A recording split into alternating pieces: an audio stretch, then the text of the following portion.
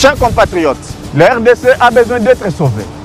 Pour être sauvé, ça demande votre contribution. Sur ce, suivez votre magazine Tossolamien avec votre humble serviteur, John Moulumba. Dans cet espace, nakoyamba bai politique nyonso, ba ya société civile, pe ba o nyonso bazali kosala musala malamu pona kotombo l'école. Nayango, Bolanda Biso, chaque lundi, mercredi et vendredi à 12h30 en direct sur Antenne A, la chaîne des références.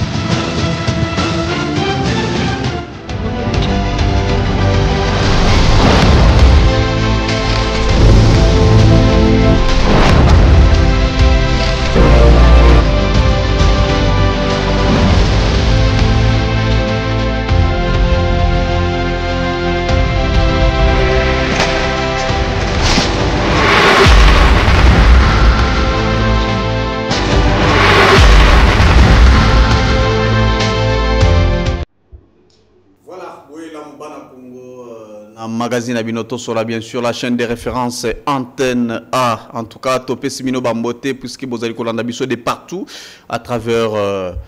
Vous êtes sur toute l'étendue de la République. Et vous allez Kolanda Biso na Libandamboka, Bamoussou Kolanda Biso.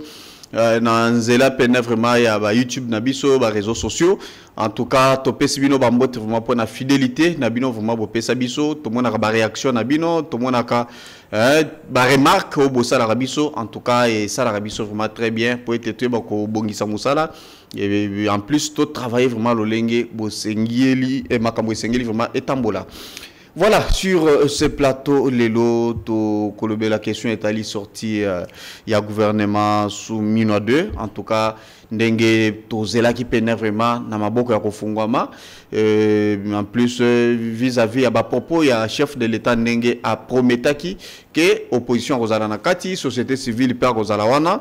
En tout cas, on va réfléchir ensemble sur ce plateau, on va aussi dans le même chapitre, tu tapé la question est allée rencontrer un chef de l'État Félix Antoine Tshisekedi na bandeko ya Union Sacrée ba kutana ki penevement mukolo ya lobby 10 août en tout cas pour être bayeba kosolo la batala qu'est-ce qui se passe ndenge nini bakoko tambwisa machine na bango ya Union Sacrée to ko lobela pe makambo etali opportunité ya dialogue oyo kozala vraiment bientôt organisé par ensemble à la confession religieuse. En tout cas, on va en parler sur ce plateau, puisque déjà, il y a eu deux rapports, ou déjà certaines confessions, bah, si déjà, bah, zali ko déposé. Ko tapé la question est allée insécurité dans l'Est de la République, depuis, bah, accord, zala qui vraiment signé accord de Doha avec le M23, gouvernement congolais, azali, se plaindre quand la peine le lengenini accord ezalaki signé et puis jusqu'à présent M23 azali ko continuer ko violer yango qu'est-ce qui doit être fait ba mesure nini tout il faut RDC ayeba ko joa pena vraiment pour être makambwana et ba kosila sur ce plateau je reçois aujourd'hui un notable à Nord Kivu. Il est ancien maire de la ville de Beni dans des années 2000-2022. Il s'appelle Maître Achille Kapanga. Bienvenue, Maître. Nasepeli, merci de m'inviter sur ce plateau. Ah ouais. J'aime beaucoup Antenne A, l'une des meilleures chaînes, les grandes chaînes de la République. Merci. Cette invitation, pour moi, c'est l'honneur. J'aimerais Nasepeli, qu'on partage dans le plateau. Je salue tout le monde qui nous suit à l'instant et nous pensons que Tokopé, c'est moi. Contribution à Mouké, na makanito za nango po batuba mekano comprendre désolé quand kati amora surtout makambo est na Congo mobile. D'accord. Certainement avant tout quand makambo est, je pense qu'on est allé vraiment maman likambo puisque makambo ezali ko salima vraiment na kati ya mabele na yo bisika au Kambaki. Mais nous avons suivi à un moment donné tout le monde qui balança qui consultation pour un gouvernement d'union nationale. Il y a eu Bande Kebele Bakenda qui répondre selon les invitations. Mais opposition à qui vraiment mobilisé peine vraiment pour Bakende. Mais il y avait quelques têtes au Bakenda qui répondre vraiment quand il y a opposition. bazalaki à un moment donné tu comme Martin Fayulu est allé voir Félix Tshisekedi bamsusu balobi a qui négocier primature et puis Mbappé s'appelait quelques ministères subitement gouvernement Félix Tshisekedi a beaucoup tanana bande kwa union sacrée alobi ko la gouvernement moko penna vraiment et ko la munenete bako diminuer et ko la gouvernement moko ko la entre 40 et 45 à 47 membres mais gouvernement Kobima tomoni poste moronde lungwe sur mutu moronda lungwe sur 54 Michel Bisso gouvernement il y a 53 membres maître Achille c'est quoi votre analyse par rapport à la sortie? Bon au fait tant que balobi sur la consultation bati nasima pour la formation du gouvernement d'union nationale on a déjà un mauvais départ. Donc, besoin de consultation et non pour Mboka et Bunga. Et non pour sur la Makambo Mboka, mais besoin pour un gouvernement. C'était déjà un mauvais départ. Donc, besoin de la consultation avec l'idée, n'appelle que nous la ministre, n'appelle que nous le gouvernement. Et c'est besoin que Makambo Angwana, Kassara Netienne, gouvernement est Kubima. On a entendu sur le Talobaki, à Kosala, resserrer et consort. Aussi attendait effectivement. Mais quelque part, tant que Bima, ça c'est presque tout le monde. Puisque notre Lobaki, la recherche scientifique, na enseignement supérieur universitaire. Mais presque. Et de deux, opposition de Koloba. On a juste vu peut-être l'ancien Premier ministre, Adolphe Moussoundi à Kotinakati. Mais en dehors de tout ça, défi aux Zanango. Est-ce qu'on est prêt? Parce que la tête est restée la même. Maman Soumino. Ah ouais. Les 20 plans sont restés presque les mêmes. Presque Makaboyo Zezak Ndenge Zalaki. On dirait que Nanzoto, Balongolta Msuka Bamanzaka, mais Mobimbango Ndenge Zalaki Ande Tikalibongo. Quand on doit se changer peut-être les orteils, quelques doigts et consorts. Peut-être le chevelu peut changer. Quand l'ozaki na coiffure katinyoso, ozaka ndenge ozalaki. Et loko oya sika penza exact bonanité. Yango tozoloba. Na ba défi tozanango. Ya liboso za défi sécuritaire. Moko liboso na bitumba. Lozoka tilelo ba tuana bazo bomba tu bazo kufa à part est ouest pe na ba mobondo santé toujours pas. Sans nouveau nini baye kotia po batu ba sentir que yambaloyo ndenge baze ko beta sous bien aux une équipe na yo bazo beta match ozo mona que no awa penza to côté deuxième mi-temps il faut na changer ba joueur ce que ça li changement pour gagner coupe pour gagner match mais il faut tia pe ba joueur ba que non bon ceux qui ba côté na équipe certainement que match est changer. Mais il y a eu quelques nouvelles figures, notamment Yezer Tamboué, Tomoni, la fille, il y a Pasteur Coutinho et autres et tout ça. Vous savez, je pense que la défense nationale de la République, de ces géants, les amas se quittaient, défense nationale de la RDC. Ils ont contrôlé 26 provinces. On a reconduit est-ce que il ne fait pas bien son travail? Est-ce que expertise même si les bassiers combattants et les erreurs à Enango et que Bakisa Nini il y a spécial na o ministre de Salaté et les erreurs ba PC délégué mais chargé na bassiers combattants la monnaie de la koloba ni mi akipaka troisième âge, gens qui vivent avec handicap, c'est bon. Mais souci dans les années, l'armée est un problème interne, il y a une infiltration, un brassage. Nini tokosala ya sikapo to longa bato na benaka terme armée biso et tellement. C'est ça la grande question. Ata to changer ministre, mais ce qui total makabo za na quantité to changer ango. Il n'y aura pas assez de changements. Vous parlez de la fille là qu'on vient de nommer comme ministre de la jeunesse. Moi je l'appelle dame. La fille c'est trop dur. Je l'appelle dame avec tout le respect que je lui dois. C'est déjà madame, son excellence madame la ministre. Aïe à côté. Aïe ko sala musala.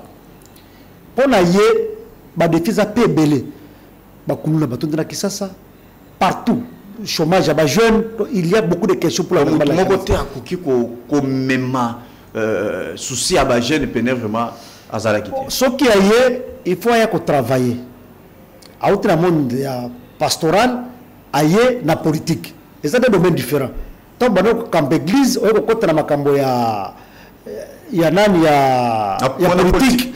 Là il faut vraiment politique eza au tché na monde l'église eza ba bête na gauche au PC sur la droite ba bêti. Est-ce qu'elle va s'adapter na ba makambo ya Congo oyo? Il faut ça la bannière solide. Il a demandé à son église va prier pour elle, atikala ko travailler té azo maîtriser bien makambo politique té. En tout cas, voilà pourquoi je disais que tant que Bolingi va renforcer l'équipe dans deuxième mi-temps, il faut choisir les joueurs.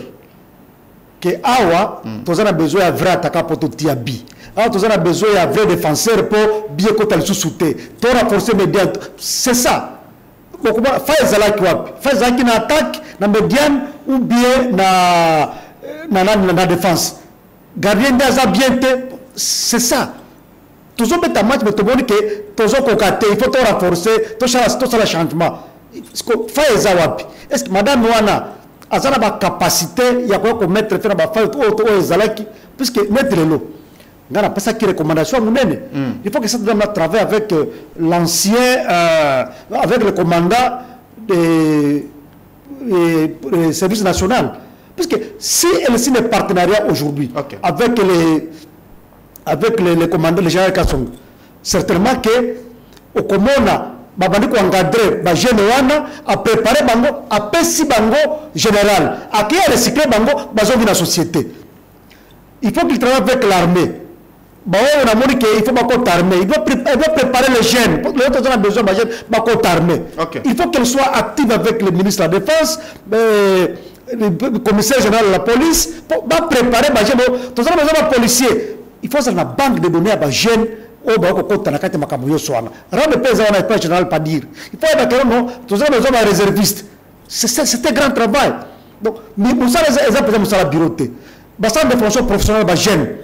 Est-ce que ba jeunes peut pas la misala maboko dans un centre zagatel dans chaque province, ba centre de formation est tellement ba menuisier, ba maçon, ba zala belé. Ça va lutter contre le chômage, il y a beaucoup d'histoires. Mais si on a un bureau, on a vu peut-être dire comment l'église Rangaï, token de potes, ce sont des distractions. Il faut qu'ils viennent travailler au sein que non, c'est comme ça à Moussala. Bon sentir na base où bon sentir na province. C'est ça. Ministre du sport, ton travail est venu pour préparer ma jeune à sport. C'est un grand ministère. Si vous avez une idée, si vous avez une idée, à côté de la Congo, on a une chômage, centre de formation professionnelle Zawapi, centre de formation professionnelle Zawapi, de la rue, comment les récupérer? Et ça, les ministères doivent travailler en collaboration puisque dans un ministère, c'est ce que j'ai dit. Il y a formation. Partenariat, formation professionnelle, qui va préparer les jeunes qui vont là-bas? C'est elle. C'est elle. Mais on a autre Bima. Nayoka et Penza, quand conflit entre ceux qui dans le conseil national, il y a des blocs à Bongo. Moussala qui ministre. Aucune initiative. Et Moussala a bureauté. Un ministre, c'est quelqu'un du terrain.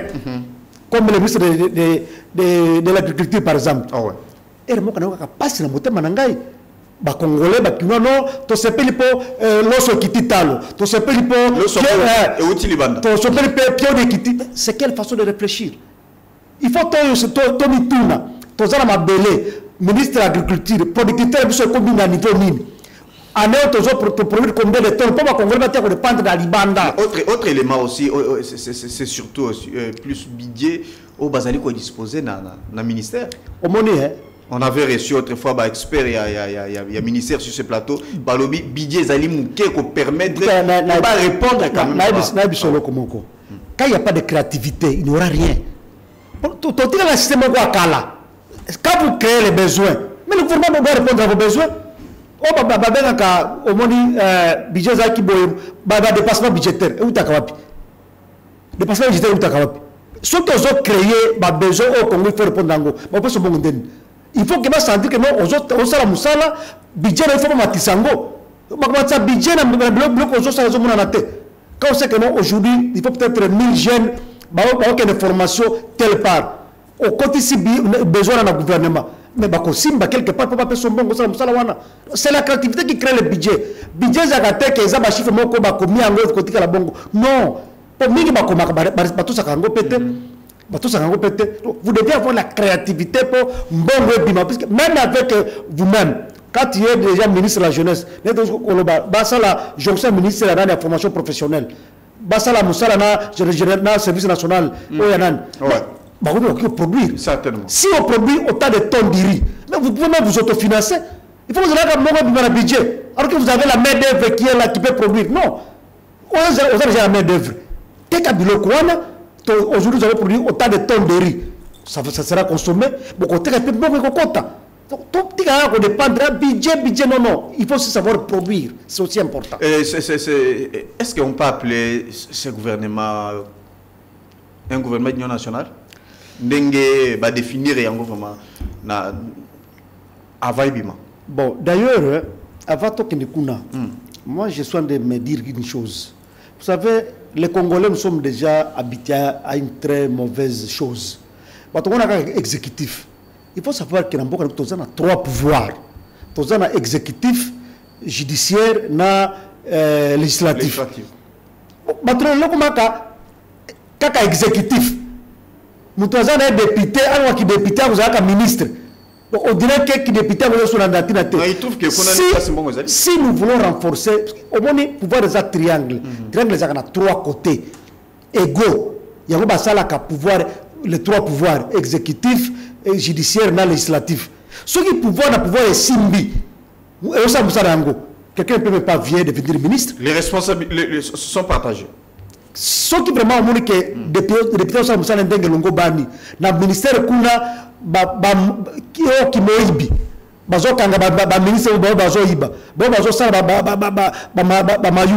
vous verrez que les gens ne souhaiteront même pas devenir ministre. Nous avons préféré qu'il y ait un député à Salamboka. Mais pourquoi ils ont facilité, ce n'est pas bon. Nous devons renforcer les trois pouvoirs. Ce que je sais, Zalamboka.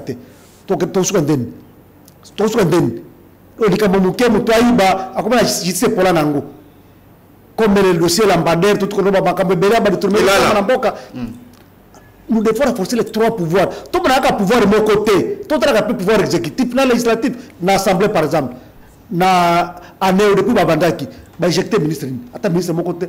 Nous avons une initiative parlementaire, non, tout ça la boye, tout le monde la boye, mais dans le niveau Assemblée, parce que nous avons un bouticage, ministre Moussako, à contrôle parlementaire, les gens ont juste formalité et tout ça. Contrôle, sanction pesale. Bon, ça contrôle. Bon, là, bon, ça dit que non. Ministre Bakero, non. Les clés d'Amoclès d'un malobak, ils ont les colonnes en gaï. Alors, ce qu'on a dit, ma bé, bakolonga na musala. Mais si le ministre dit que non, si ma benga na parlement, je vais corrompre, boy, vous aurez quel contrôle et qu'il y aura quel changement. Donc, en dehors, il y a gouvernement, il faut que le parlement soit la musala. Je ne sais pas qu'on est la musala. Aux procureur général, oui, que le ministre Songolo a ça qui est là beaucoup à ma bé. C'est l'occasion pour interpeller à Kene Makala. La justice, si ce pouvoir-là fait son travail, vous êtes d'accord avec moi que le ministre va commencer à travailler dans la droiture, le logement de béton, c'est pourquoi il y a eu un moment, on voudrait que non, cette route pour la faire, il faut peut-être par kilomètre 1 million de dollars. Yo, le ministre ITP, à 500. Mon dernier nation qui chie donc ma Thomas va bêter déjà 500 il y a pas bendit tombe sur 304 et tikali 200 parce que balabala perd déjà 80% il y avait les mango ils ont comment balabala l'école que les années balabala 4 cours et donc on va longater il y a beaucoup transformer comme ça balabala va beto quand même moins pas les alliés ça aussi on encourage. D'accord. Parlons maintenant tout ça dans le chapitre moko il y a eu des frustrations aujourd'hui na UDPS où ils allaient partir Bimisa chef de l'État. Il y a eu des frustrations na katia parti les lots bateau babundela mboka bateau babunda 37 ans de lutte ils ne se retrouvent pas. Il y a eu des cris bazali kolela de gauche à droite bazali komona bateau yo bayebi kutu mutuna makolote ya bitumba il y a politique. Aujourd'hui, il se retrouve dans la major. C'est comme si Mukonzamboka a petit parti naé Mukongo. C'est juste une parenthèse. Autofongoli. Est-ce que vous trouvez que l'analyse est normale? Dans la politique, il faut savoir que le premier salaire s'appelle ingratitude. Si on la politique, et tiens le quoi la mutunayo. On a côté politique, il faut que le salaire à l'impossible c'est ingratitude. Je pèse bien mon mot. La politique, salaire à l'impossible c'est ingratitude. Il y a mis balai, prison. Il y a mis ça tout, tam sous poison ou bien assassinat. C'est parmi les salaires de la politique. Si on contre la politique, on dit que on côté mutunayo na kati, bamwana na kati lobo ko regretter. Dans la politique, il faut y entrer avec des réserves. Yango monetlelo. On a bien le DPS. C'est à peine que tout comme on a vendu, mais depuis qu'ils sont au pouvoir, on a constaté quoi? C'est leur organisation privée dans la quantité, mais nous voyons ce qui se passe. C'est le parti qui est au pouvoir. Si j'ai marqué cette question, oui, DPS, c'est un grand parti politique. Ce sont des qui sont au pouvoir. On a assisté à quoi? Alors, si c'est cette forme-là, d'être aux hommes malicolo, puisque Balobi, exact. Bateau bazaki lobby, ceux qui ont travaillé hier, bateau va combattre qui dépasse lobby. Et aujourd'hui Mokonzi a souhaité que soit bango, atia bango zinga, ba mususu basali ba 10 ans, ba 11 ans, ba 8 ans, ba boujara bango te mais ba jeune bazali capable, ba papa bazali capable, ceux qui ont travaillé, ba koufeli bana et beli ba handicapé, ba to ba perdre ma pangu. Aujourd'hui ba vandi, ba to mususu nde bazo bénéficier. Puisque Tango Ayaki la vision, il y a Papa Etienne, le peuple d'abord, voilà, Bissou des Pes, Tango au pouvoir, voilà, tout ça. Il y a Tango Ayaki, lobby, gérer c'est toujours dans la logique, il y a fondateur, il y a parti, et aujourd'hui, et puis c'est malheureux, et bien Bazali, par exemple, une autre question, il y a ministère, il y a jeunesse. Nous avons des jeunes comme Chapina, nous avons des jeunes comme Félix Kayembe, mais peut-être que ça fait trop mal. Le problème qu'il y a, c'est quoi? C'est qu'il est vrai qu'on ne peut pas servir tout le monde. Ça, il faut qu'on se le dise ouvertement. Il n'y a jamais moyen de servir tout le monde. Mais il faut maintenant créer les initiatives pour encadrer les membres du parti. Le parti, c'est sacrifier. Quand tu es membre du parti, tu dois payer les cotisations, puisque tu es membre du parti. Le parti, c'est un salaire. Mais, au sein du parti, comme ils ont déjà pris le pouvoir, il fallait pas créer une initiative et un encadrement de membres. Moi, coopérative agricole, moi, coopérative de crédit boyer, moi, Moussala Mouka Pembeni, moi, centre de formation professionnelle. Il fallait pas créer une initiative pour encadrer les membres à parti. Peut-être que moi, cotisation, c'est ça. Mais bonjour, peut-être, comme on l'a toujours dit, à Otipoto Ayao, à la sanité, à comment est-ce que mon côté, pouf, n'a pas ce stratégique. Tant que bonjour, il y a comme on a cabinet, on dirait des rangements. On dirait des rangements. Parce qu'à mon avis, bien piloté. Il y a un fallait que le parti est organisé. Que pour qu'on a très bateau, tout ça en déni. Moi, c'était le conseil que je donne. Donc, M. Kabouya, encore du PC la plage. Il doit beaucoup travailler, il doit créer les initiatives. Il y a telle part. Bon, aujourd'hui, peut-être la crédit, la moto, ils sont capables de créer un partenariat dans le domaine de l'assainissement et autres. Ça va encadrer tous ces jeunes-là. C'est facile. Comme ça, se retrouver. Mais à la fin du mois, ceux qui moi, salaire est bimi, moi, 10% à la source, c'est mon cas, et ça, c'est parti. Voilà. Ce sont des conséquences. Au lieu de conflit d'intérêt, bon, il y a des recommandants, il y a des boys. Mais vous êtes oublié que vous êtes de vous entretenir et de tenir l'image du parti. Lobby, alors, ceux qui lobby besoin de pouvoir, les gens vont commencer à s'entretenir. Ah, bilondé. Ça ne donne pas l'image. Il y a Bao Baligi Basalissa, Boka Bisongo, concerne la Pessina, SG, Kabouya, c'est un honorable, double brassard de Bazo Bengaï, na Sengi Naye. À fournir un effort à Mounene, d'abord qui met contre un parti, ça c'est de 1, et de 2, à ça l'effort, à créer une initiative, un partenariat pour les membres du parti, et non seulement à Kinshasa, et si quand ce parti il y a des fédérations. Voilà. maman le reconnaît là parce que mbongo yanga parti ebimi et contre na poche ba tout ba sentir que non parti au la paix action ouais non UDPS peut-être na Katanga ba kende ko visiter ba malade hôpital UDPS peut-être na Mbujimai ba kende ko pesa mbongo bilei ba prisonnier ba action caritative parti et morana ba action politique parti morana c'est le conseil que je peux donner à Kabouya pour faire encore revivre le parti et regagner la confiance des uns et des autres, c'est important comme ça. Voilà, merci beaucoup. Nous avons reçu sur ce plateau Maître Achille Kapanga. Il est notable et à Nord Kivu, ancien maire de la ville de Beni. Donc c'est lui notre invité du jour. J'aimerais tout le Belapé rencontre un chef de l'État lobby na Bandekoya Union Sacrée. On a compris que la frustration peut être ma casse na katia.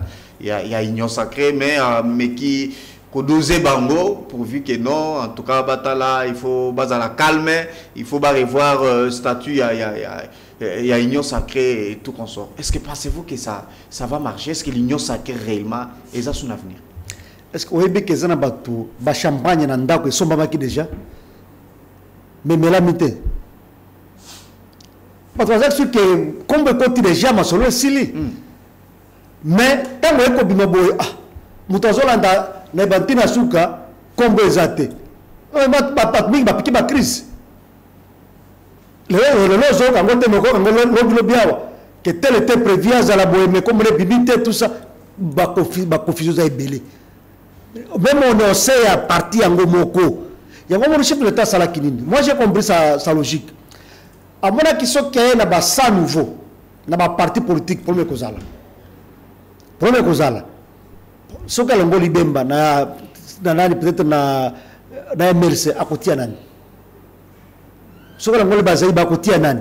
Il y a déjà pour garder la structure là, il ne fallait pas beaucoup plus frustrer les gens. Donc il y a un cadre wana ndomoni atie pita batwana. INC par exemple, il y a Molendo Sakombi qui est resté avec Boji. Mais tant qu'on a pensa idéologie la bangote la cotisation. Mais na activité il y a parti peut-être au monde que bazola qui s'est basé prendre INC ça c'est ma lecture et moi on a ma capacité bon bazo munda pour INC bazali mais tant que on a cabinet si possible c'est là où nous devons aller. Donc brièvement moi je pense que au bas frustration il fallait faire le tabeng batunaye ala ayi c'est vraiment clairement ndenge dans tout ça la boza boy c'est André il les a expliqué bayoki mais c'est ça la politique puisque quand la bangolo mina bilongi en tout cas vous allez comprendre qu'il y a une chose il y a quelque chose qui ne va pas. On a pris un exemple simple c'est par exemple Boji ancien ministre à budget balongoli na budget les lois comme il doit être un tourisme si je ne m'abuse tourisme azui ministère ekiminga mwa moke ce qui est industrie, ce qui est bloc d'Engwan, industrie. Est-ce que au moins à penser boji na activité il y a INC makasi? Non. On dirait comment est féodé côté Moussous. Mais il faut avoir la cotisation parce que pour le parti, il faut se appeler les cotisations. Mais est-ce qu'il y avait possibilité à côté un peu bilong Moussous tu restes toujours dans les mêmes partis, mais aujourd'hui quand même puisque les alliés qui ça comme si les enjeux pour Batouana ceux qui basaient Congo Kotambourate. Et pourtant, vraiment résultat na bango. Ils ont échoué, il faut tout les enjeux politiques de la réalité nango. Des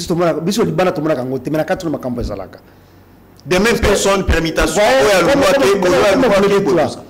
les gens voulaient que les gens s'attendaient à Fayulu comme Premier ministre. Les gens s'attendaient à ça. Mais tant que je fais l'État, c'est ma lecture. Mais n'a fallu le Premier ministre. Il y a un bélier. L'autre, il y a un problème. On a constat, nous avons pris la carte. On fait un peu. La dame ici ne peut pas me créer beaucoup d'ennuis. Atikalawana. Ce sont les intérêts politiques. Ce sont des calculs politiques. Bon, notre ancien joue peut-être Mouzitou.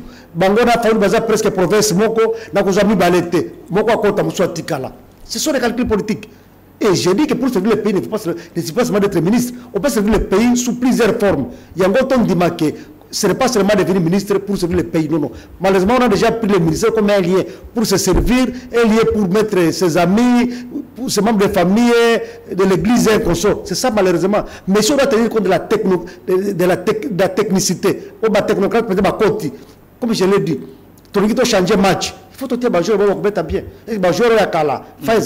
C'est ça la question. Maintenant, comment vous trouvez l'avenir de ce gouvernement? L'avenir du gouvernement ne dépend pas du travail qu'ils vont faire. S'ils savent travailler, ils vont convaincre le peuple congolais va continuer à être content ou bien les accompagner.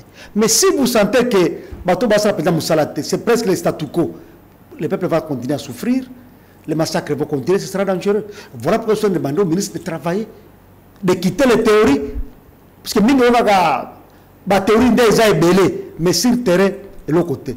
Et ce qui est très important, beaucoup de gens se trompent. En même temps, comme ministre, c'est pas comme un petit Dieu. Pour mon aïe, problème, problème, on dirait que nous avons comme un mythe beaucoup beau. Mais ce que tu as pouvoir aussi là, c'était pouvoir temporaire. Quand tu as posté politique dans les Angotes, parce qu'on peut demander n'importe quoi. Ce qui est aussi pouvoir politique, il y a que tu es là pour servir. Comment ça va vite traiter, ma pécaté, non. Demeurer ce que vous êtes. Collaborer avec les gens. Exactement, on va couper ça, bien, bourgmestre. Tant banomaki banani, conseiller communaux. Et après l'élection, ils ont créé un bras de fer. Ce qu'on est là. Élection, il y a bourgmestre. Beaucoup de soukapi. Mais si tu étais bourgmestre malin, Oyambi, conseiller communaux, bien, ils allaient te reconduire. Mais ce qu'on a déjà bitumba. Je pense que les ministres qui ont été nommés, ils ont d'abord mérité la conférence du chef de l'État, c'est déjà beaucoup. Dans le Parlement, c'est déjà quelque chose. Mais la terrain, la paix serviable, la ministre et la Mossali. Vous devenez serviteur. Un serviteur peut toujours être humble. Aujourd'hui, on a mis ça, ma peka, na collègue Ndeni. Serviteur est humble. Ce sont des serviteurs. On a pas intérêt à Congo. Pour maintenant, Bango, mon côté. C'est le conseil que moi je donne. Parce que le ministre, le maître ne sera pas ministre. Parce que,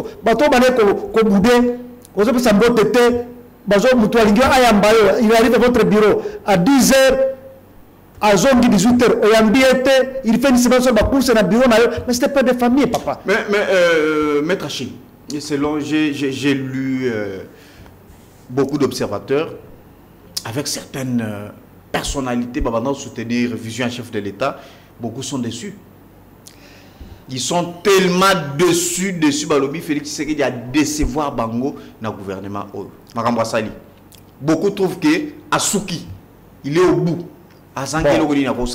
Les stratégies politiques sont un peu complexes. Oui, mais tous en a Doha, tous en a États-Unis, tous en a dialogue aux Ekoya. Est-ce que ce n'était pas en attendant tout ça la mieux, tout ça dans le bois? Ce sont des stratégies politiques. Moi, je pense que je ne suis pas dans l'état de chef de l'État, je ne suis pas à la présidence, mais pour moi, j'ai fait une lecture.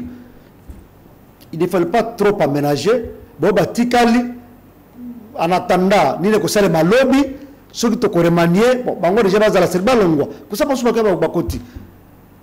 C'est ça. On a presque maintenant la même équipe en attendant ceux qui dialoguent Makuna, bon, Doha, Makuna, peut-être États-Unis. On sont ensemble. En attendant, on a un balobaki, tout ça la bouée. Bon, quand vous faites la bouée qui poste, va proposer qu'il y a la première ministre, va proposer un ministère, tant que vous bouée. Il faut voir ça comme Bango. Après tout, c'est lui le chef de l'État, il doit décider. D'accord. Voilà, j'aimerais tout le dialogue, puisque nous avons suivi, ça fait très longtemps, opposition à Banda qui conseille toujours dialogue, malgré tout ce que initiative, il y a consultation pour un dialogue, pour un gouvernement d'union nationale, opposition et Boyaki. Église catholique qui tang makambo indi na este na ni Goma Bukavu est tombé tomoni démarche il y a ba prélat catholique ndenge ba Rwanda ba Goma ils sont partis presque partout pour être baluka ndengeni bakoki travailler pour organiser un dialogue intercongolais pour vendre sabana mboka ba kosolola. Et puis avant d'abord ils sont allés voir le chef de l'État, c'est le bango yende mutapé ça une bénédiction pour la tournée wana. Et aujourd'hui ils sont rentrés avec le rapport Fayolo Kutana Félix Basololi a plaidé pour Nabango. Et puis, président Eko Yambabango, aujourd'hui nous tendons déjà vers un dialogue. Est-ce que vous êtes aussi d'accord avec cette initiative et un dialogue pendant que Félix Tshisekedi a en plein mandat dans la cité? Bon, au moment où les gens ne doivent pas prendre le dialogue comme une manière d'accéder au pouvoir. Nous tous dialoguer. Le dialogue, c'est un mode de vie permanent. Bien sûr, quand il y a des questions importantes, les gens peuvent toujours s'inviter pour échanger et qu'on sort. Ça arrive. Mais, dire que c'est le dialogue qui va résoudre le problème de ce pays, est-ce qu'il faut changer mes thèmes? Ils ont été avec le chef de l'État pendant tout ce temps. Nanga a été à la CENI, tel a été. Mais le lobe accueilli. Kabila a été, il a chef de l'État, accueilli. Bon. Est-ce que le dialogue va changer leur cœur? Voilà pourquoi moi j'avais dit ceci un jour, que nous devons faire attention. J'ai compris que nous faisons une petite confusion entre serviteurs de Dieu et fonctionnaires de l'Église. Si tu es serviteur de Dieu, ministre, DG, zakana paroisse, ils sont chrétiens dans l'église protestante, catholique, méthodiste, même chez les musulmans. Ministre tel, Aza, confession religieuse tel. Si je suis le curé, je connais que le ministre tel prie chez moi, mais je peux l'inviter, attaquer pasteur, na teye, na la qui sait que ceux qui vraiment ont dit l'église Rangaï, voilà comment il faut faire. Si le ministre là me suit, il comprendra. C'est ça le rôle de l'église pastorale. Qu'on change mitema ya batu. Batu bandi mandambe. Batu batika masu, batu batika biloko mabe. Ce qui est comme un politique, c'est déjà un deuxième aspect. Voilà pourquoi, quand ils sont de constater que tout a mingi, église, n'a pas politique, c'est beau ça. Je ne refuse pas. L'église peut aider à changer la foi, à changer certaines données, c'est bon. Mais SRT est comme une activité principale. D'ailleurs, moi, je m'étais dit ça un jour. Comment expliquer que SSC, Sengonde, les autres de Libanda et Amboka, ou directeur de la parlementaire, on est un sénateur. Bango de ko kene ko teka mboka libanda te bango basala ka yango na ndenge na bango ni officiel façon ba na yango ndenge na bango basali makambo na bango comme église ozo nga bien te Ali de Bazouaki c'était beaucoup plus politique. C'était beaucoup plus politique. Non, le problème est que au moins ndenge déjà occupation il banda ko salema na Goma Nord Kivu Sud Kivu. Ils ont trouvé que c'est autotiki et peut-être ça sera terrible ba toazali ko kufa du jour au jour. Comment faire ozo nga bien te. Un exemple simple. Ah ouais. Je suis chrétien catholique, non? Mais je vois Monseigneur avec Nabiso Yakatanga, par exemple. Façon à zo seka nananga. Mutazo bon chrétien catholique. Même Jésus. Église n'a pas été. Mais moi réserve, mais qu'est-ce là quand même? On nous lit à travers le monde. Mais on dit aimez vos ennemis. C'est la Bible qui... L'amour, je ne refuse pas. Alors. Même Jésus avait l'amour avec les ennemis. Mais nous avons quand même certaines limites. C'est certaines limites. Nous avons maman nayo, nous avons volé papa nayo, ou embrasser ce qui naïe. Ça va donner quelques références. Aujourd'hui, un coup, tu vas sanctionner été. Complicité ou bien quoi? Makila zo tanga. Naye na embrasser vous autres tanga sa makila. Ça tique un peu. Ça tique un peu. Je ne refuse pas les démarches que Senghou Sala qui est consort. C'est bon. Moi, je dis que c'était beaucoup plus politique que pastoral. César. Je vous l'ai dit clairement. Mais dans le principe, il y a une négociation, ou soit il y a au réconcilier, il ne faut pas aux anakamoko. Ce n'est pas être... Parce que ce bâtiment est vraiment trop ferme contre... Non, non, je dis la neutralité. La neutralité. L'église catholique, c'est universel, non? Nous avons les évêques. Évêques, il y a Goma Zali. Akobenga Nanga Basololi. Moi, en tant qu'évêque, voilà, nous allons appeler l'église Nangaï et l'Obaka.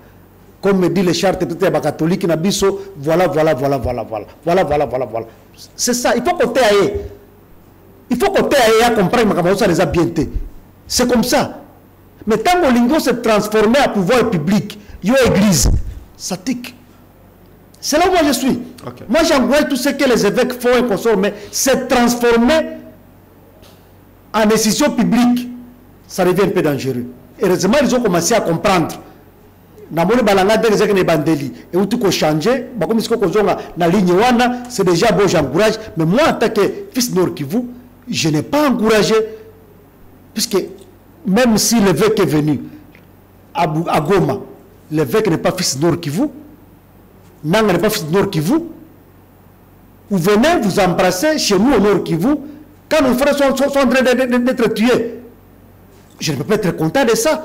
En tant que notable Nord Kivu, Nanga n'est pas de Nord Kivu, l'évêque n'est pas non plus de Nord Kivu, Oye et Namabele Nabiso, vous commencez à embrasser, nous avons Mabiso. Il y a certaines choses qui donnent qui font l'objet d'interprétation. Là, je viens d'interpréter. Okay. C'est mon interprétation. Non. Là, je n'ai pas été d'accord. Parlez quand même à votre chrétien, mais au moins que Mouton m'a commencé à les habienter. C'était ça. Même nous, quand nous allons nous confesser attaquer chrétien, au moins qu'à lire, au confessionnal, au sein que c'est chrétien. Moi, je dis pastoral, c'est la pastorale. C'est ça. Mais est-ce qu'aujourd'hui, on peut dire que la Senko est une structure ou une organisation crédible où il faut organiser vraiment un dialogue? Bon, vous savez, un peuple qui ignore son histoire revit cette histoire-là. Mosengo a fait un travail. Mais tout ce qu'il y a, par exemple. Toutes les résolutions la comprend nous amènent où? Les Congolais a sa constitution. Les Congolais c'est texte légaux. Pourquoi tout ça va texte à bisou, recourir à un dialogue et les constitutions là servent à quoi? Tous les textes là servent à quoi? On ne sait pas respecter la constitution de notre pays. On ne sait pas respecter les textes de notre pays. Tout qui na dialogue. Les Français ont leurs problèmes. Les autres États ont leurs problèmes. On voit que ça s'est fait où? C'est le match chez nous au Congo. Pour que nous mettons les textes légaux à côté, les textes de régime on les met à côté, nous commençons à réfléchir selon nos intérêts et nos sentiments. Rentrons dans les textes légaux. Ça va beaucoup. Les textes légaux là, ils ont les colonnes, ils ont les colonnes. Je fais l'état tout ça. Ce qui tue ce pays, c'est seulement ça. Toti constitution pembeni, pembeni, toti comme un sentiment de ça va nous amener où? Il y a un l'État. Ce sont les normes. Les normes les normes pembeni, pour intérêt. Olingi ont adapté makambo mboka na makanisi na yo. Non. Ce sont vos idées qui doivent s'adapter à la Constitution. Et non pas amener la Constitution à s'adapter à vos sentiments, non. Mais les lois bateaux, ça passe. C'est plus bana Kivu, bana Nord Kivu. Kopé ça passe na cadre. Et ça, le mouvement Moutumoko Lungwe, le Kola Nanga Nenga Lungwe, à Kekuna, il faut ça les recrutements et tout ça. Bakozoka bana Kivu, ndep Moutumoko taillé pour bon masusu. Et le quoi na bango, baleki na bango, baya na bango. Et le quoi nous allons passer. Pendant que bino vous allez en tant que banotable. Et le quoi nous allons passer. Vous devrez vraiment faire un effort quand même. Comme on a vidéo moko tu koleka, donc on a vu moko aux anciens ministres, anciens députés, à la ti penze le quoi. Vous savez, si tout le monde qui a échoué aux élections doit recourir aux armes, j'ai apprécié Fayoulou quand il était devant les étudiants. Il dit, moi, je pouvoir nangai. Est-ce que c'est qui mandouki? Si c'est qu'il y a un mandat qui va finir demain, à côté du pouvoir, Mobutu Atika, Kasavubu, les pères, les fils, il y a bien à côté Kango. À côté on a Congo, ils ont la forme nini. Mais tu vois, c'est le locomoko. Tant que vous bundisa Congo, n'a pas de Simanabino. Quand Nanga quitté la CENI, Nanga avait les armes, Ce qu'on a dit, que non, non, on a la machine à voter. Je dis, ok, à détourner, quand on a une machine à voter, on a une machine à voter. Ce sont les armes de Kagame. Et Kagame, qu'est-ce qu'il n'a pas fait de Kabila le père? Kagame va tout naïe. Tous les gens qui ont été Kagame est comme maillot, quand ils sont mais tant qu'on a souk, vous avez entendu. C'est ce que les gens oublient. Voilà, nous avons pensé, nous avons dit, nous avons est, nous avons dit, nous avons là. D'abord, il était aux ans passés, nous avons dit, nous avons dit, mais ndoki. Attends, il y a un indénin, puisque nous avons suivi autrefois Christophe Mbosso Tango Zaragi, président de l'Assemblée nationale, à Lobaka, c'était publiquement. Mbosso a dit que à Senguina honorable, il y a Nord Kivu, il y a Grand Kivu, Babi Manaba groupe, il y a des rebelles. Ce que Bitumbe aussi l'a ndengeni. Tu sais qu'il y a quitté Amati. Aux généraux et autres et tout ça, mais vous comprenez que l'infrustration, il y a eu la trahison, toujours entre Bisson et Bisson, ça sera très compliqué. Moi j'avais répondu aussi à Nanga, il est président de l'Assemblée nationale, c'est lui qui gère les députés. Il y a déjà des députés dans le groupe armé. Non, Namboso plutôt. Il y a des députés dans le groupe armé. Il fallait atteindre un rapport à la décision compétente. Une autorité ne peut pas seulement se limiter à dénoncer, au dirigeant prêcher, quitter les groupes armés, pour Tikaliwana. Non. Je sais qu'au niveau du Parlement, il y a des services de renseignement. Pourquoi ne pas les mettre en action?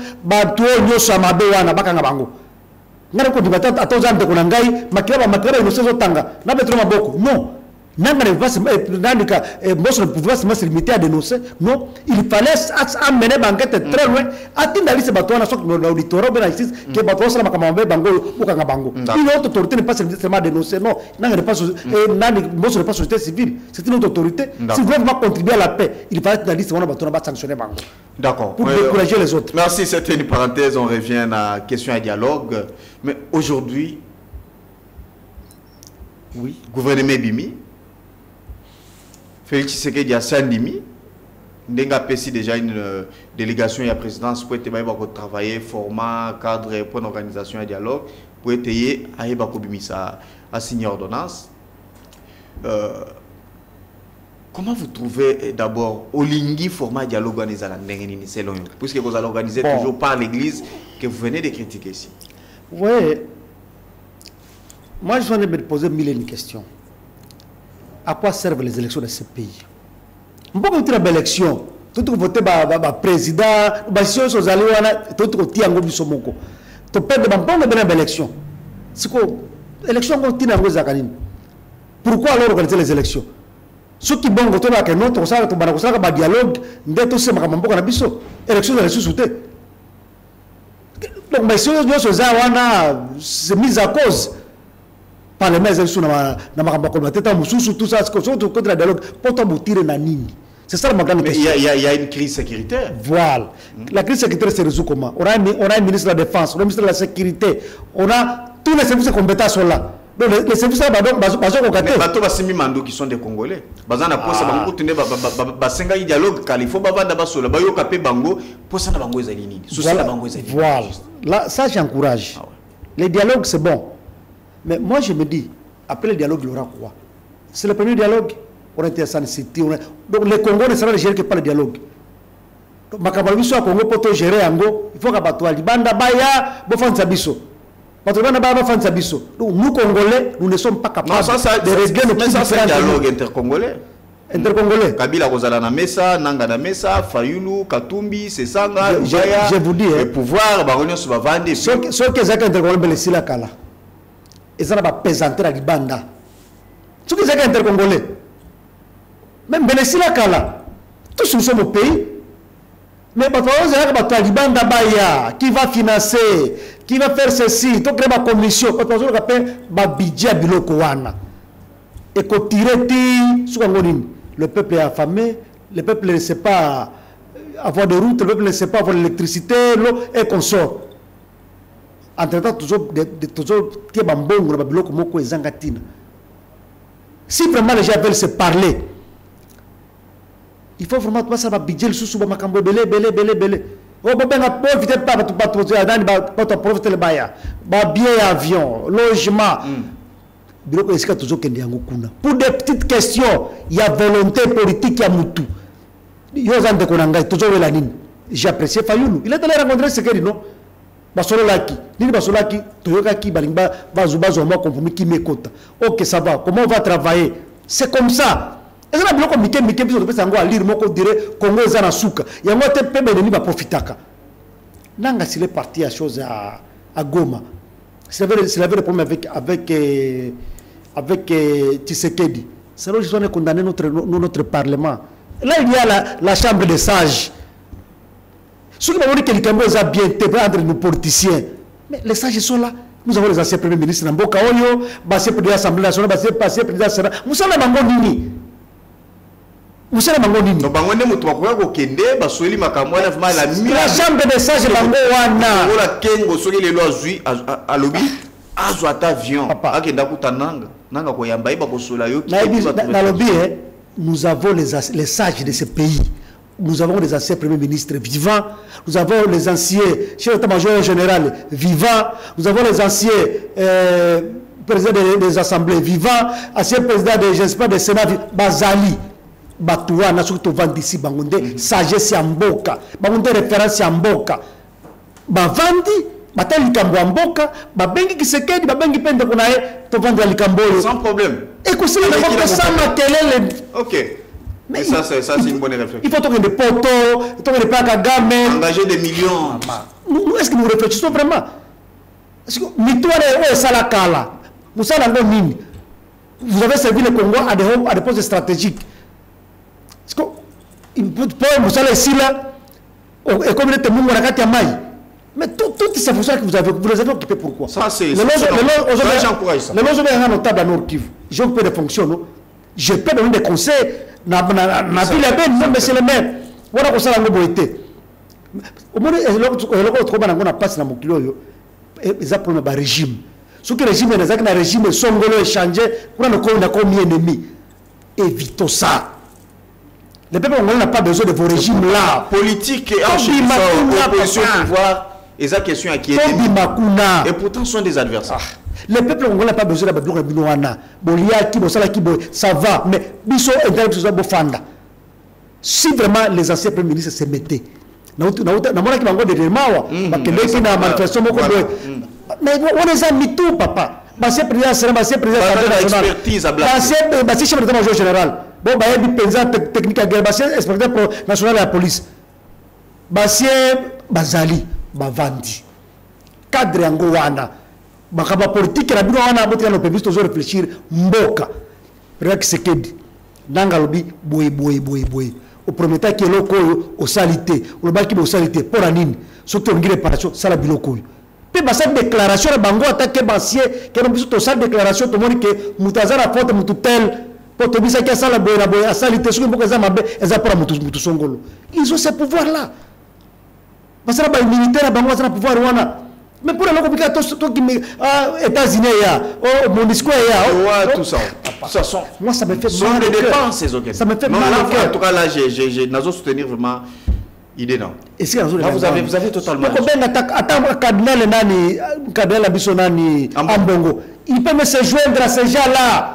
L'expertise na yé chole lobaka yo pe chole yaka watu bavandi donc et là il faut un chantage moi il et puis dans une courte durée solution et là on fait le Canada refi chantage boa et là Congo c'est seulement le Congo quand il y a un petit problème il y a une question il faut moi qui le ben lingana la médiation et tout comme ça. Mais nous réfléchissons comment quand il s'agit du Congo il faut donc mokilo bimba mutobuta kuté intérêt na yé papa. C'est cette serve à quoi? Puisque les dossiers en Adoua, vous allez trouver que Qatar a intérêt. Nassima Makambo na nyonso. Qui se dit est prêt à recevoir tous ces gens-là. Bon, ce qui va permettre, c'est le ministre. Est-ce qu'il a encore temps? Il a encore temps ou bien c'est déjà tard? Il n'est jamais tard pour mieux faire. Système à casse. J'ai besoin que Batouana, Batika Makabamikemi, Bantera Pampamba, ceux qui se salaire ma bé, na changement de régime, ce n'est pas un problème. Mais il y a un autre musala il y a bashore yangwana musala ba kadro yangwana ko sangisa bana mboka di président Kisekedi attention aux ara pasteur na yo so ke église il peut ba bengié mais sur la commis politicien a commencé à la mettre sur le coup la matinée politique yangwana zolo ba to changer façon de gérer mboka c'est nous qui vendons moins cher la RDC na libanda nous-mêmes pour battre na biso c'est nous qui vendons le Congo moins cher na libanda.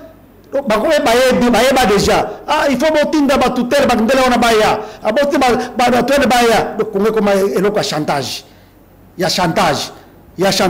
biso moko tozali tozala mitu mais tozo ko kate pour tozala bolingo mboko te muto mutendera tozo entendre ba conflit ça c'est vrai ya ozo na kutu pele lo okomuna kuna ba ituri lubanga ozala ki auti la he kala te mais azo oh bien qu'on na laé et qu'on kaka na été azo ya kazo ka manduka bonga ba Congo na ko sara biso ke ba l'évacuer tout ça est-ce qu'on connaît ces communautés nanga ezangi basage ngana zana bato soki na moni bango ba esprit likambo na kotosa chaque communauté zakana ba vieux sage na yango atana ba famille bazalaka atana za na notable na za maire de la ville soki na likambo famille ko ezali ba bengi singai ba moko ba fandi singai tozonga na c'est vrai que vous avez au petit point de vue par rapport à mission passage tozana bango vraiment sur place ba travailler ba occuper ba poste aminer ba ko sala mais na kanabino en tant que bana Kivu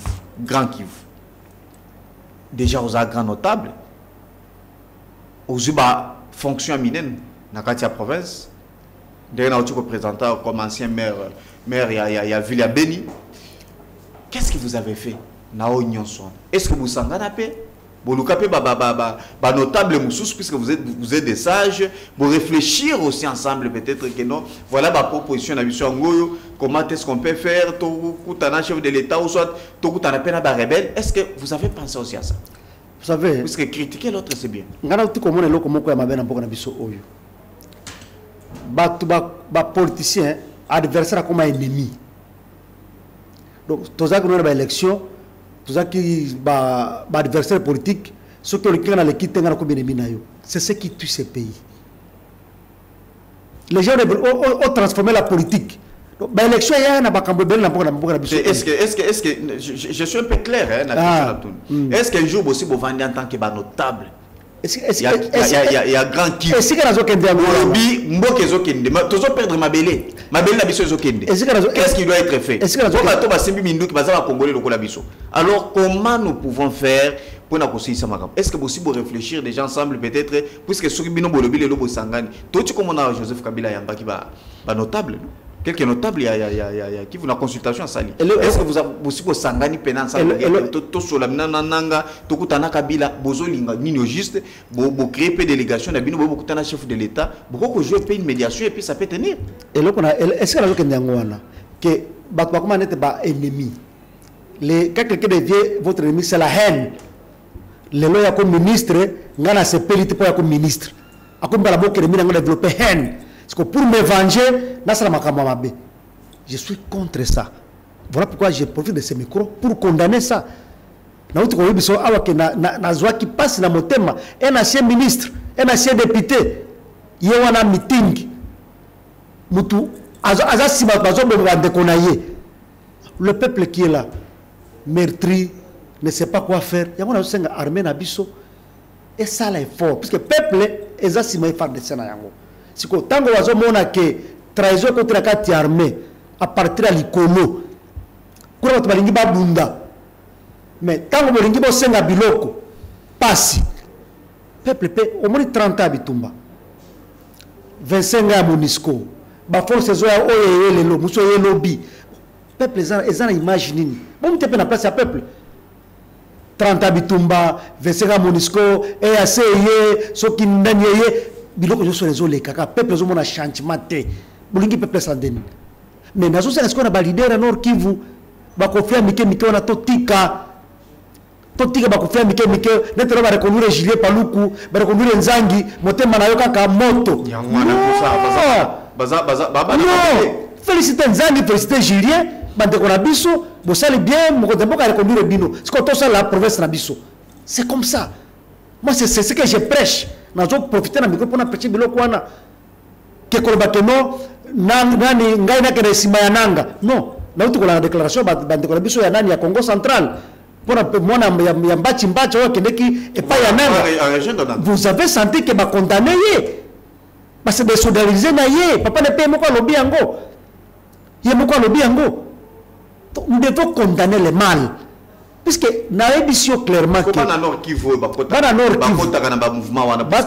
Kivu lelo tant que tozali kolobela rébellion na la République tozomona ka M23 te tozomona FCT toyebi ba groupe ya ndenge na ndenge bato na nyonso na baza bano bobota on a dit dans le que je ne suis pas content nangaza c'était congolais comme moi mais c'était un garçon de Haut-Ouélé aza mona iziro tango azoya na bitumba na mboka na biso bino bofongole maboko tobandi ko betele maboko.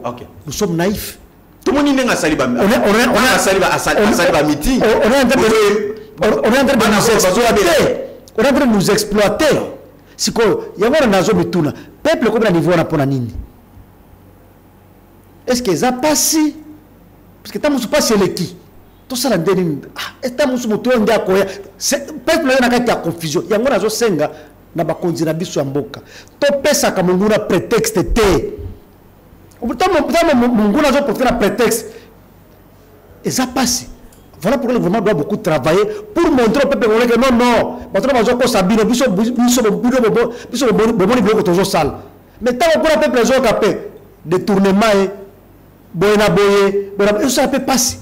Nous devons créer un climat qui permettre peuple que non, non, voilà. Parce que on ne peut pas encourager ça. J'envoie le gouvernement faire mieux. D'ailleurs, l'intervention dans le cas qui clairement que dans le général, il y a tango fort. Il y a un inspecteur général FRDC. À ça, l'inspection est à solo. À l'amba, il y a un auditorat. Parce que le temps, tous les jours, ça va moyen pour le Bitumba Est. Alors, tous les jours. Dans un pays, ça moyen pour le Bitumba Est.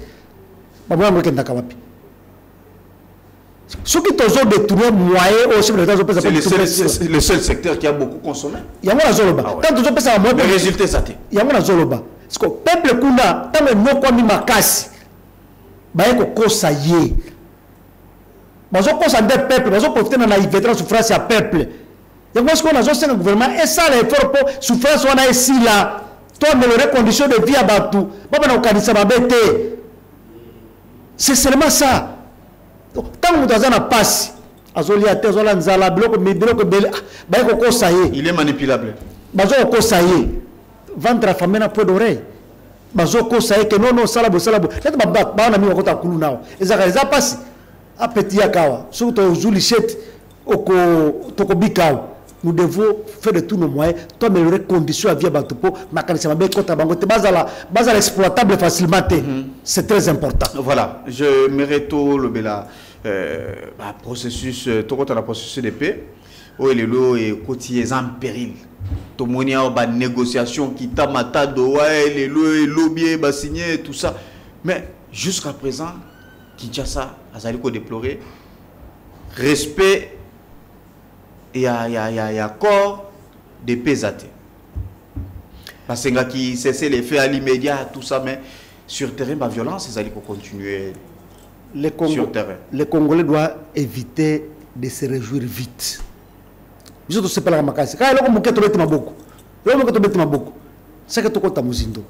Rwandais, c'était malin. Pe bandele wana. Baebini balingi basala na Rwanda. Malheureusement, tout le monde a biloko wana na musika te. Mingi, ce que l'on a RFI. Au point qu'à tendance, il y a chaîne wana. Vous sentez que quand c'est le rébellion qui a fait quelque chose, il faut pas mais j'avais dit un jour ici que la France, c'est le chien de chasse des Américains. Au plateau, le balelo, et où t'as quoi? Et vous êtes en France, nous devons nous assumer. Nous devons nous assumer. Surtout en Guinée, il faut tous à la série. Il faut tous à Bunda. Bazo kuta mini, aux la danse. Mais au Bunda quand? Parce que au moins vraiment longi ya bitumba na makonzi. Mutazana pasi au moins surtout ko loba awa que non au moins ki bilongi ya batu tango le chef de l'État ayamba ki bango ezali bilongi ko sepela te. C'est quand même motali c'est lecture on comprend. Na lingisi ko congolais nyoso ba autorité so Congo baza na ilongi wana na cadre ya bitumba. Bato senti que no congolais makambo ya bitumba ameni yango na motema. Jouissance eleki. C'est ce que je me dis. Parce que tout tango to sala ba mission que non munguna azali awa ozo sala makambo longo banité mais munguna ko profiter yango na c'est pas que ton chef de l'État bandai ko nettoyer cour nae ezara certains officiers baza kuna parce que au moins bitumba zalini l'armée c'est le commandement le peuple veut faire quoi c'est le commandement sous commandement ça na problème au lieu tinda batuboye ou bien tinda bongo bote ba bundeli boy yozo tinda ka mususu bitume kusendeni ba temeli ba critica qui ministre nabiso madame Thérèse Kaikwamba aux affaires étrangères ba lobby a Colina Congo te histoire c'est vrai que toko tanga yango c'est normal ba lobby ba biloko eza makambo lokola ba négociation ndenge salimi boy normalement il devrait il fallait aligner bateau ba yebi viwana bateau ba yebi réalité vraiment ya terrain. Est-ce que dans la négociation nyonso tozomona ya Doha ou ya Washington est-ce que ba associé ka ba notable bateau ba yebi Nord Kivu Sud Kivu ba yebi ba réalité vraiment ndenge bateau za est-ce ba consulter ka bino et puis ba associé ka pe bino ou soit ba sengi bino botinde le biso peut-être 5-6 personnes bas en délégation pour pas qu'on négocier puisque tout le monde a majorité au moins peut-être bilongi ya libanda moi batumo boy ba botami na Kisasa ba koleka na Kisasa est-ce que bino pena vous a rappelé la délégation puisque bino de mutu beaucoup za na pena va na ba preuve tangible au moins politique za na ba réalité ebele bébé la chef de l'État batu bazwa bitumba net obligé après des missions tamo ke doa mo ko bimako boke na rero mo ko bima boke Kampala tango mo ko bima boke isoki Angola mo ko bima oyebi pourquoi le chef de l'État oyebi ke mo ko chef de l'État a révoqué avoir spécial na yana makambo ya nani ya Angola chef de l'État na voix spécial na moko a révoqué na kanisi oyebi a révoqué ça montre que ezana bato bazo bitumba honnête et si ako zwa mbongo yango ezo tsala bitumba ezo la peine quitter on vous donne une mission boke ko sala boy nabo bino bono ka mbongo mais l'adversaire va profiter avec so 5 jours so to beti 10 jours so que lobi mutu tela kende kuna bako kere kusufana na mato ya chef de l'État que no au moins bato rante banguna bato baza bata barwande bazo baza bata barwande or bangonde bayebi non je peux te girer paluku mbusa nyamwisi toza ebele bo ba vivre penza makambo ya bato wana boy mais pourquoi ba la responsabilité bangote bo bengi bango bo kene ko sala boy e ko simba papa e ko simba mais mingi na ba délégation bino za la raté ya ko la nema bandai mais la Congo mais Congo imo za net ngai awa dossier ya ba mobondo je parle comme expert voilà na ko na expertise na ngai attaque congolais po mboka kule za pe mboka na ngai mais il faut ba yebi banzela kuna histoire de bakota mingi omona kapo na onti komona ministre Jacques Chabani akendeki na Doha c'était bon akendeki mais atana théâtre ba souffler bazalaka na sima ya rideau akobo sanelo komoko voilà pas jeter awa keba kokota bote yope kale bango awa boy eza je dame to bien sûr ah mais c'est Jacques Chabani ko beta bote beta de awa souffler azawa pisma mokonzi. Ce sont des questions stratégiques et techniques. Batubazali, Boba Bunda bitumba na est depuis longtemps, mais tant que vous avez une négociation. Net possible souffler na mato ya mokonzi mboka, wana bato ba Rwandais, kokena bango tout ça toujours privilégier ba intérêt biso pour que bato kena bango nous repas ce que nous voulons gagner na makambo. Puisque bato bazo sala passe par biso. Mingi bazana kisa sawa. Mingi bazana kisa sawa. Oyo kama makambo Nairobi. Bato bazo bunda pona mbongo per diem. Donc on est parti pour le paix mais non pas pour la paix. C'est comme ça que ça la sonne na mboka mopaya. Pas que biso na valeur nini. Ado bato ba yo la ka mbongo. Bato ba la ka ba intérêt mike. totika makambwana so batindi mission ya chef de l'état kendo bundela Congo. Est-ce que la déclaration était point? Est-ce que vous pour le bilan plusieurs fois ba notable Bosangani vous déclarer parce que c'est c'est pourquoi peut-être bazo tanga le dossier noir déclaration calme na bino ils allaient confondre tous ils ont pèse image mosusu vous pouvez faire déclaration de l'état en tout cas biso ba notable tolingi tous dans la délégation ya bato bazo kende pour négocier pour la province na biso là où cette question se discute moi et vous on n'est pas là nous avons comme des députés nous avons tous na bali na biso bangonde il faut balande la kalikambo wana ce sont les représentants du peuple ceux qui députés azo dans kalikambo wana pénété mutaza na Oicha na Mabalako na Goma na Bukavu ndia koya. Non, c'est à vous, il y a même à partir de là. Moi manifestation pour ça libre. Question politique et c'est un peu présence. Peu valeur ya mutu, pouvoir ya mutu. Batoza na pouvoir bazali. Les élus peuvent s'organiser. Baki ko senga chef de l'état audience en tout cas to proposer pour la Likambo Est voilà ba kombo ya batu yangoyi. Mais au bout de kata ba eli wana quand vous avez un bitumba na terre, à moins que ceux qui m'appellent avantage, aucun de kuna, vous serez apprécié comme on est contacté. C'est ça le mal congolais. Le ennemi du Congo, c'est le Congolais lui-même. Bon, vous dites, il y a une expertise. Sauf qu'il y a kuna, à quoi on va kitoko, on va kolingaye, et à quoi le kelabiso, comme on a été. C'est ce qui tue ce pays. On ne voit pas les intelligences, on ne voit pas les valeurs, on ne voit pas les capacités, mais on voit les sentiments et les petits intérêts. Alors, pour côté azana ma compétence était, mutoyo bakambote, talasika tukomi. Ou bien, au moins, biso soto zanga, batia batwa kotinda. Pour mes intérêts, pour l'égoïsme. Il y a un dit, ma politique congolaise, tout changer façon de concevoir politique. Tokoma na défaut na makasi. Au moins, on a katanga baliste, il y a un candidat. Il y a un candidat député. Moi, si je suis première suppléante, nous connaissons que moi, deuxième suppléant. Pour ma ministre, premier suppléant, c'est ça l'homme politique congolais. C'est l'homme politique congolais. Donc, tout ça, c'est égoïste. Tant qu'on n'aura pas changé cette façon de faire la politique, le pays va s'engouffrer. Et c'est nous avons talent, capacité, mais là, nous avons fait ça. Nous avons un parlement. Moutou, les lois commis député, Azala qui premier suppléant tel, Azala chef de quartier, Azala chef des avenirs, Ayebiata n'a communiqué, il y a église à Tangatate, n'a communiqué mutualité à Tangatate, Mbalamoko député, pour Azala qui suppléant Moutou Tongolo. Avec les terres, je voulais qu'on arrive où avec le pays. Maintenant, c'est ça le souci. Comment Bananov qui vous. Bayamba qui. Bakor Nyonso est signé na pour abso bakor ils ont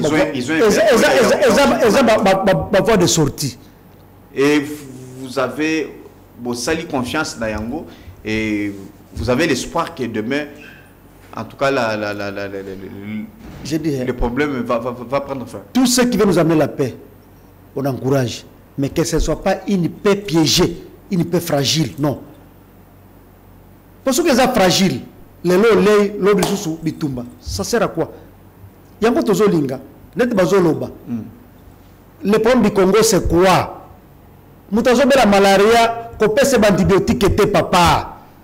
Il faut diagnostiquer les vraies causes, c'est quoi? Est-ce que c'est la mauvaise gouvernance? C'est la trahison? C'est l'incompétence de certaines autorités? C'est quoi le problème? Moi je souhaiterais répondre à ce qu'on a la question à notre proposé, puisque vous avez géré la ville de Beni. Bon, vous savez, moi je crée les interprétations.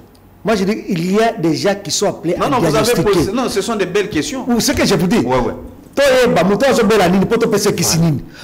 qui ont une infection, mais vous avez géré, je pense que vous devez avoir quand même l'image. J'ai dit ceci. C'est quoi les problèmes? Les problèmes est à Liboso, c'est d'abord l'homme politique congolais. C'est ça d'abord le premier problème de ce pays. Deuxième, gouvernance. Troisième, trahison. Non, quand tu parles de l'homme politique congolais, c'est que Makabou ça va bien que Ndewana. Nabiso égoïsme, trahison et utiwana. L'homme politique congolais doit changer sa politique. Il doit aimer les pays d'être patriotes. Quand tu es patriote, tu ne vas pas tomber dans des antivaleurs, jamais. Ce sont les antivaleurs qui tuent ce pays, pas autre chose. On a Bendo Yangai. Vous savez que, comme je vous ai dit ici tantôt, une route, là où tes enfants vont rouler demain, ta famille va rouler demain, ma pension bon au balabal. Déjà 70% est limité quand tu vas dans la balabal. Pose en bongo, au tongana poto, au salaboy. Tu dis que tu es vraiment un patriote. C'est l'homme politique congolais qui est le problème de ce pays. L'homme politique, peu importe sa tendance politique, puisque le problème que nous avons, c'est quoi? Il y a déjà quand ils ne sont pas au pouvoir. Ce sont des gars d'honneur de l'ESO. Mais toi, tu as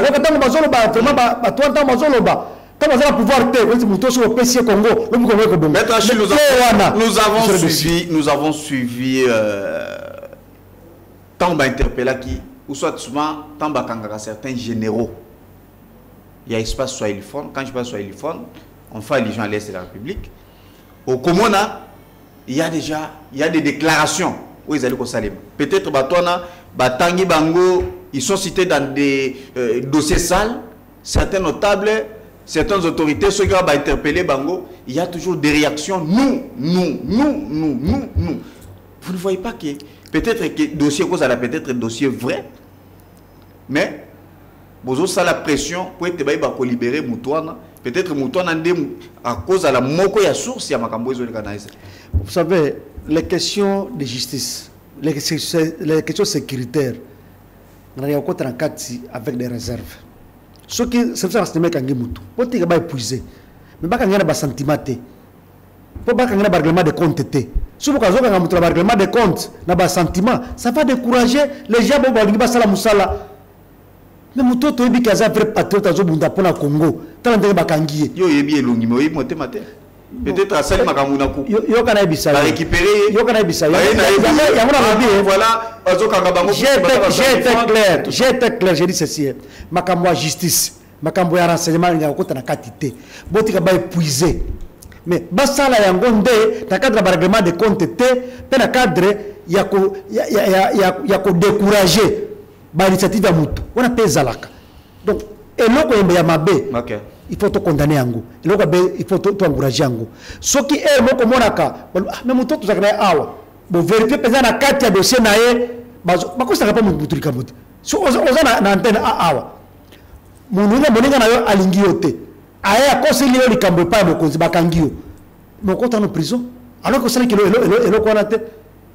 Pourquoi ça ne peut pas makambo ba monter pour mutazui babuye ya badani ya ba masasi akei atiango na ndako na yo aye lobi na batu keno mutoyo azaka manduke na kati ndako yo bota la telle part ba basali bazuna lokwa bakosi likambo pe bakangio pana makambo oyebite au sala kipete ça arrive. Ça c'est vrai mais j'aimerais aussi lisser la question Italie éducation tomoni.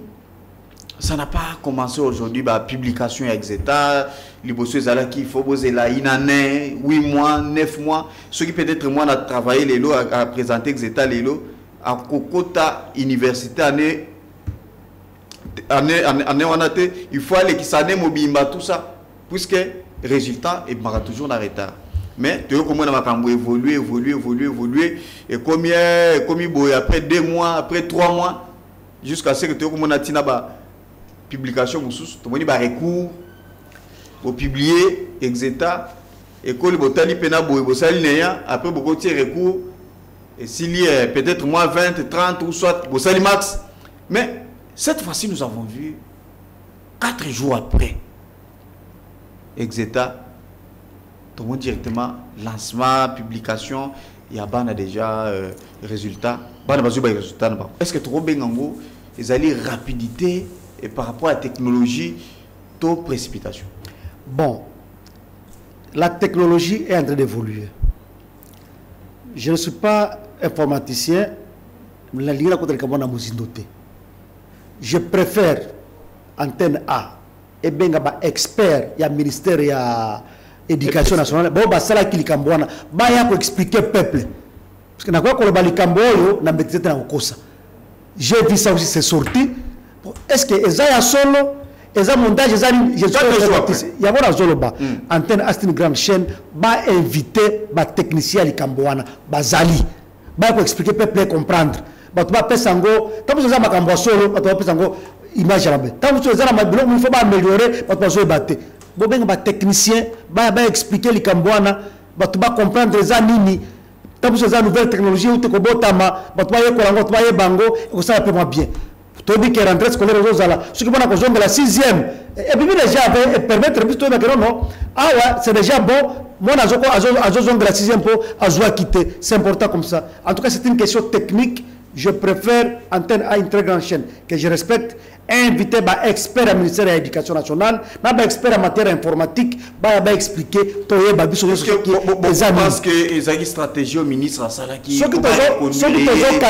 travaille bien il y a une rapidité dans tout ce qu'il fait travailler bien ce n'est pas résultat examen d'état papa nous avons besoin de voir bana niveau éducation bana ezandeni est-ce que zo simba bien est-ce que ba asina bazo futama ndenge basina bazolo bala awa nazo na cadre basina Nord Kivu basala ka soki mitel na bango pona baki pona bakisi wana pona santé na bango bafutaka ba cotisation kuna bazo ta aspire de mon côté c'est là où nous sommes il faut enseignant azo ba droit na ye j'ai vu les enseignants du Nord Kivu bazo réclamer que non to se futa mbongo belé na ba cotisation na biso mais awa ta aspire na pona tozo bona ngote ministre André Makambwana c'est ce dont nous avons besoin droit enseignant éducation à niveau, attends la gratuité, mais amélioration. Ça, c'est parmi les améliorations.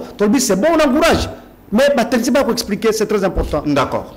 Voilà. J'aimerais répondre à la question à Souka. Les par rapport à la décision qui est toujours dans le ministère EPST. Au Balobi, moi, il y a moi aussi, Ata, Akumbizemi, pendant que Azotanga, moi, je vais exclure sous une école les athées. Et puis, elle peut continuer à la classe jusqu'à ce qu'il va terminer. Vous êtes aussi d'accord avec ma réponse est celle-ci. Une fille peut être mariée. Non, pas mariée. Excusez. Une fille élève peut être mariée. Elle est légalement mariée. Elle va continuer à étudier sans problème. Excusez. Moi, je suis moi, on a 16 ans, à mineur. Allons-y lentement. Azouizemi. C'est comme Moutate que Zemi wana zawapi. À cause de la collègue, l'élève et consort. L'élève et tout ça. Voilà. C'est déjà les viols, non? C'est déjà les viols. Mais moi, wana, pour ne stresser, penser ma capacité, pour maintenir, ce sont des effets psychologiques.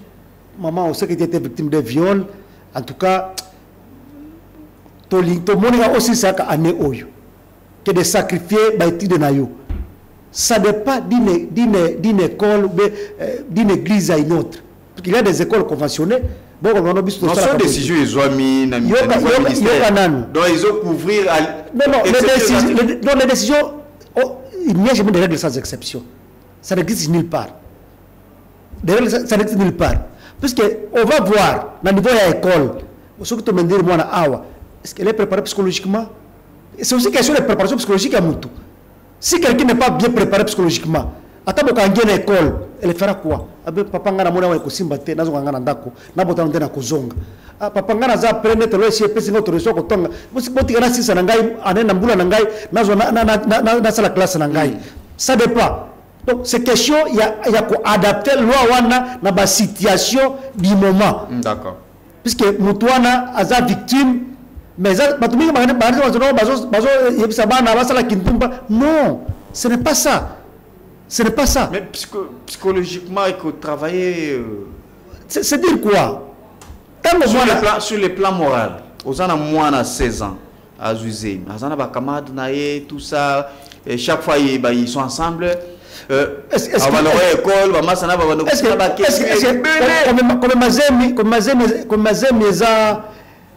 infractions sur le plan pénal, les infractions, si une fille enceinte, est-ce qu'elle a commis une infraction? Ce n'est pas une infraction. Là, je ne pas attaquer Egypte, non. Moralement, il faut mettre la préparer. Excusez, il faut mettre la préparer. Il y a longtemps qu'on va jouer décision.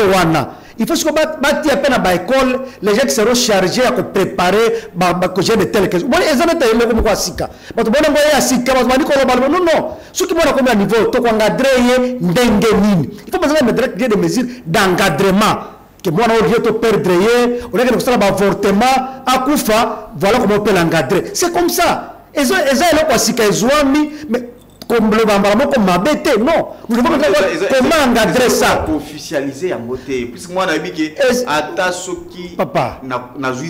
c'est aujourd'hui que la loi est rentrée à 18 ans. Moi, la loi majorité c'est 14 ans. Maman ne peut pas botter biso. Babala na 14 ans, 15 ans. Mais comme la loi est en train d'évoluer, il y a un 18 ans. C'est un 18 ans. Moi, je pense que ce qui est important, c'est les mesures d'encadrement. Moi, na oyo, est-ce que, psychologiquement, ça prête au tigre dans l'école, bon, préparer maninga na ye, moninga na biro, moneza boye. C'est ça. Comme ça, non, na école, règlement le bakaboy. C'est comme ça. Voilà, maître Achille. Mais pour ça, il faut que Yasuka, il faut que ils ont encouragé ma bête. Parce que mettre l'école catholique, réaction rapide, non. Bonjour d'abord, Mibeko. Il faut aussi adapter Mibeko dans le règlement intérieur de l'école Nabino. Et comment on a ping-pong? Tout le monde a fait un cambo. Il faut pas étudier en nano. Si le cambo est éboui, ton gérer en dengue, c'est très important. Voilà, j'espère que nous sommes arrivés pratiquement à la fin. En tout cas, je reçois sur ce plateau Maître Achille Kapanga, que vous avez suivi très bien. Il est ancien maire de la ville. Il y a Béni. Il est également notable de Nord Kivu. En tout cas, il y a des sur ce plateau. Bolandi Penav Mandenge, to Sololina est vraiment Kitoko. Merci beaucoup na Patimbouzi derrière la caméra. Merci beaucoup na Osé Ndokolo na mixage. Merci na Ange Kassa, les réalisateurs. Merci na Jean Dongo, Fiston et Tembeli. Merci beaucoup puisque vous étiez tellement nombreux pour Landa Pebiso, na Banda Kunabino. Tout ce qui a point à l'élo, que Dieu bénisse la RDC. Au revoir.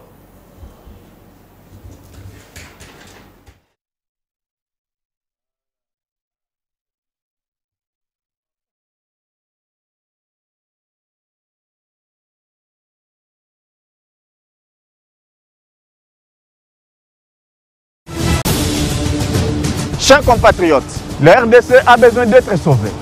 Pour être sauvé, ça demande votre contribution. Sur ce, suivez votre magazine Tosolamien avec votre humble serviteur, John Moulumba.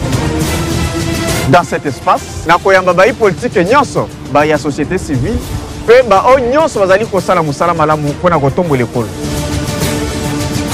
Nayango, Bolanda Miso, chaque lundi, mercredi et vendredi à 12h30 en direct sur Antenne A, la chaîne des références.